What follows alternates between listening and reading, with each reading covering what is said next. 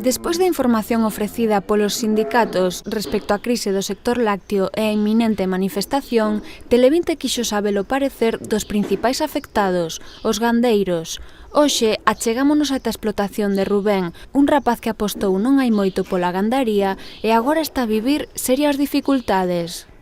Era unha suerte ao principio cando collín e agora debe ser unha desgracia tir vacas porque eu cobrei este mes o leite ainda non chegou a 50 pesetas, no supermercado está a 60 céntimos, 70 ou 1 euro, e o pienso está a 28 céntimos, 29, tes un céntimo por litro que non dá pa nada. Entonces, ao principio era moi bonito porque sí, a xente ganaba carto, dicían que o gandeiro nunca estaba en crisis, pero estamos en crisis. Eu levo 3 anos nesto casi, ou 2, isto nunca é levantar cabeza, e aquí cada vez peor.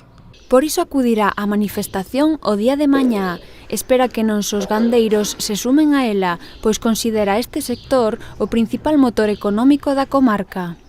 Si, iremos á manifestación protestar polo tema do precio do leite e canta máis xente vai a mellor. Intentarei levar miña nai, meus primos, toda a xente que esteve invinculada no tema isto do leite.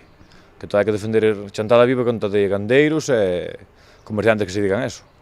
O sector primario é importante para calquer ayuntamento. Chantada o gandeiro baixa ao pueblo, compra carne ou pescado, o supermercado beneficia a conta do gandeiro. Compramos ao mellor, hai xente que compra un piso, o contratista, se o gandeiro gana, gana o contratista. Se nós non ganamos, non podemos, nun ayuntamento pequeno como a Chantada, case todo o mundo é gandeiro, non pode invertir nun pueblo cando non ten ingresos para levantar a súa casa, a súa gandeiría.